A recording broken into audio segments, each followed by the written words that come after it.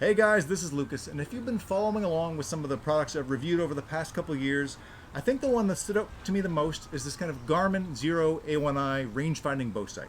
This thing came loaded with technology the archery industry had never seen before, and it really stood out more than any other product I've ever tested. And now Garmin has come to market with a X1i, the Xero X1i crossbow scope, and this just arrived on my doorstep. Now, I have not had a chance to put this on a crossbow yet. I'm waiting for one to come in for some testing, but I figured I'd share my first look at this new scope with you, and we'll kind of go over some of the features and technology within. It's got some similarities to the A1i vertical bow sight, and so let's dig in. So before we dig into the features, really, let's kind of take it out of the box and have a look at it.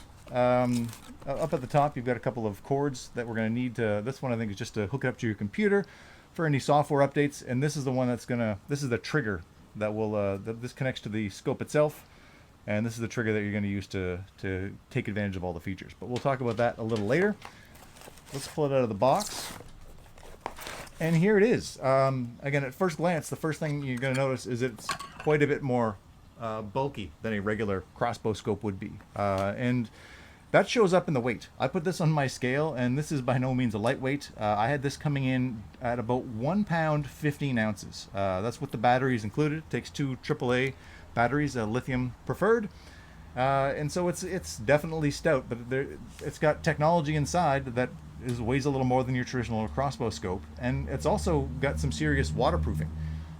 This is IPX7 rated. That means, and I didn't know this, I had to look it up, that you can submerge this up to 39 inches deep, about 1 meter in water for up to 30 minutes, and everything should still work fine. So that should, hopefully put your mind at ease as far as shooting this in the rain and the wind and the snow.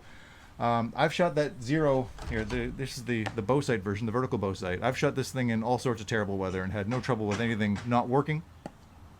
So I'm hoping that the same will be happening with the crossbow sight.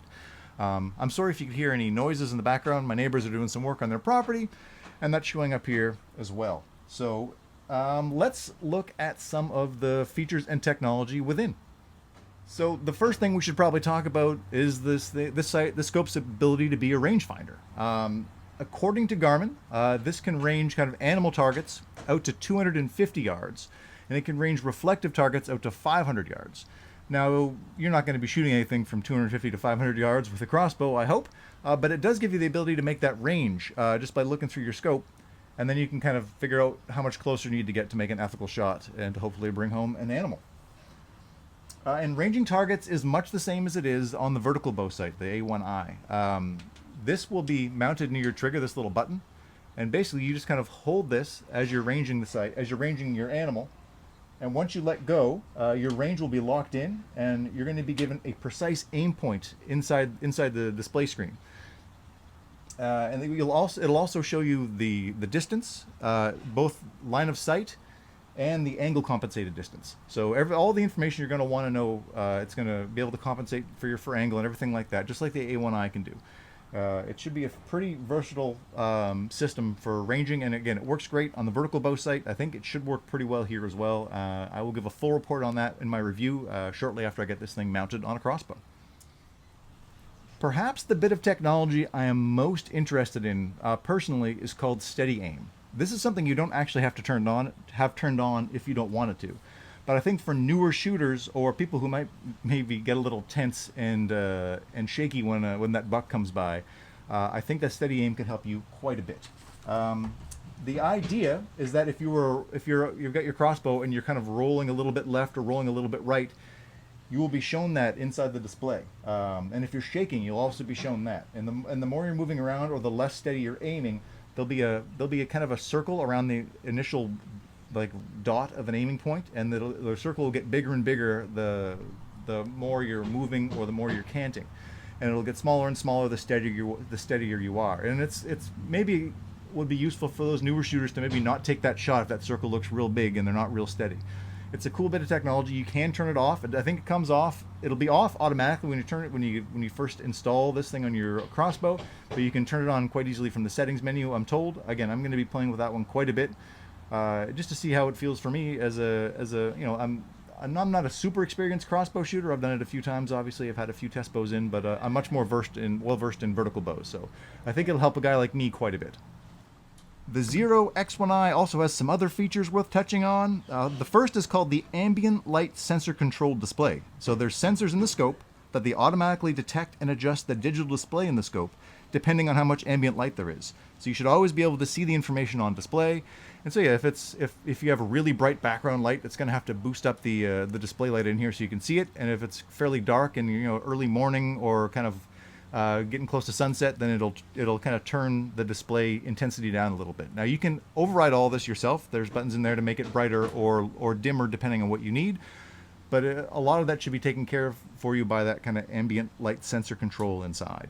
Another interesting feature is called laser locate. And for this, you'll need a compatible Garmin device, like one of their watches or anything like that.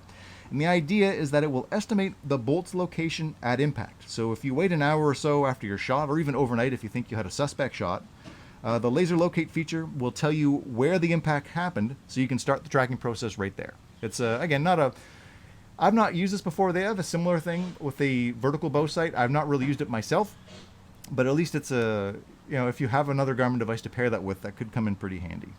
Another carryover from the vertical bow sight is the ability to have multiple arrow or bolt profiles. So you can switch over from 100 grain broadheads to 150 grain broadheads, and you can still be dialed in, and it'll just be, you have to range them all in individually, obviously, but once you have them ranged and kind of saved in the memory here, you can switch to them at a push of a button. It's a great feature. I love that feature on the A1i vertical bow sight, and I suspect I will be appreciative of it here as well. Another thing I should talk about is what exactly you're going to see when you're looking through the scope, when you're looking through the display. And I found at the top that there's a compass reading that lets you know exactly what direction you're pointing. At the bottom of the display, you'll see like a digital level. And on the left is like a dial-like display that also shows you your level in precise 1/10 degree increments. And while you're ranging, you'll get an updated range distance up on the right side and the angle to target measured in degrees. So there's quite a bit of information in here. I'm not sure how much you could turn off and on. The thing I liked a lot about the A1i is the sight picture was very minimal. You could set it up with just an individual dot, and that's exactly how I liked it. It just kind of less clutter for me, led to more accuracy and comfort for me. But I'll have to see and play around and see if I can kind of eliminate some of those options on here if that's something that interests me once I'm testing it. We should also talk a little bit about how to set this thing up. And again, I haven't done this myself just yet, but Garmin says that the setting up of the Xero X1i should be fairly simple, and you should be going from installing this to being field ready in as little as 20 minutes. Now, I've not tried that myself. I found the A1i took a little bit longer to set up, especially when you're first doing it and you weren't comfortable with it. I think this one will be a little simpler because you're not worrying. It's really just using the speed of the crossbow. You're not having to worry about like the peep height and things like that would affect the vertical bow one. So this one should be a little simpler. I will do a full report on that in my full review again after I get this thing on a bow. But I think that'll be a little handy thing.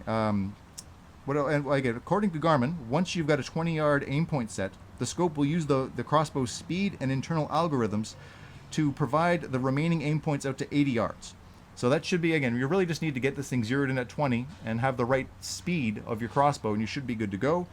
If you want to go out past 80, you can just kind of go out there and range it yourself. Go every 10 yards or so and really get it dialed in. Or if you don't like how the aim points have turned out for you, if you find they're not exactly on, you can fine tune that yourself. I will go through all of that in more detail once I actually install this on a crossbow. I'm just waiting for one to come in. Hopefully that will happen fairly soon. Before we wrap up, we should talk about cost, and I'm not going to sugarcoat this for you. This is not going to come cheap. Garmin has an MSRP on the Xero X1i of $1,400. So that's obviously not going to be a price point for everybody, but for those of you that really want to have the latest and greatest technology and the best stuff you can find, it's going to be, hopefully in this little package here. Again, I'll report back my findings after I actually test this thing.